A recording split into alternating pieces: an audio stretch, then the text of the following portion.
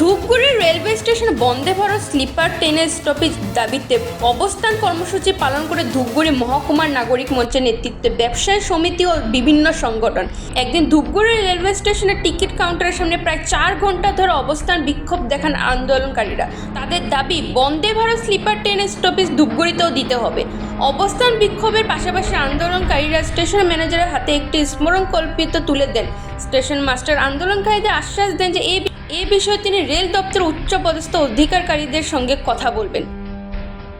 Station মাস্টারের এই আশ্বাসের পর অবস্থান বিক্ষোভ প্রত্যাহার করে নেন আন্দোলনকারীরা। তবে আন্দোলনরত বিভিন্ন সংগঠনের সদস্যরা স্পষ্টভাবে হুঁশিয়ারি দেন, তাদের দাবি পূরণ না হলে আগামী দিনে ফের বৃহত্তর আন্দোলনে নামবে তারা। কি দাবিতে আপনারা এখানে? আমাদের দাবিটা মূলত 17 তারিখে মাননীয় প্রধানমন্ত্রী মালদা থেকে বন্দে ভারত স্লিপার কোচের উদ্বোধন করছেন। তো অন্যান্য জায়গার সঙ্গে আমরাও ধূপগুড়ির পাবলিক আমরা জানতাম যে এখানে বন্দে ভারত স্লিপার কোচের স্টপেজটা হবে। আমরা এই ব্যাপারে খুব আশাবাদী ছিলাম, কিন্তু বাস্তবে আমরা দেখলাম যে প্রথমে অল্প কয়েকটা স্টেশনে স্টপেজ দিয়ে এই ট্রেনটার যাত্রা শুরুর ঘোষণা হলো। তারপরে কি কারণে অন্যান্য চাপে আরও ছোটোখাটো অন্যান্য অনেক জায়গাতে এই স্টপেজগুলো পুনরায় দেওয়া হলো। তাহলে শুধু আমরা বাদ গেলাম আমরা ধূপগুড়ি।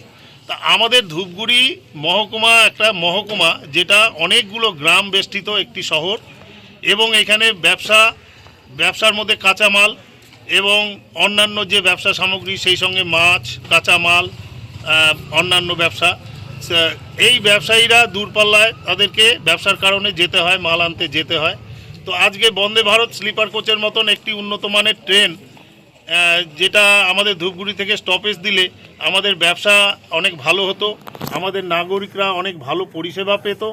তো এই বঞ্চনার কারণেই আজকে আমরা ধূপগুড়ি মহকুমা নাগরিক কমিটি এবং ধূপগুড়ির ব্যবসায়ী সংগঠনগুলো, সেই সঙ্গে ধূপগুড়ির আপামর জনসাধারণ মিলে আমরা আজকে এই ধর্নায় বসেছি।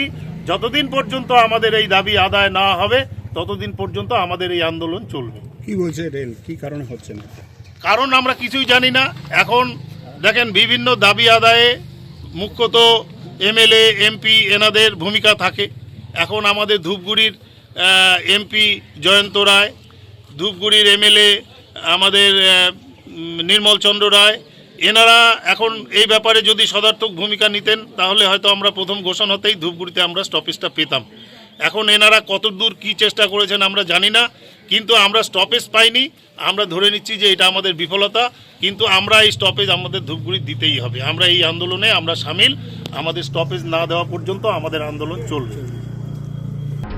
Bureau report voice 365 Bangla.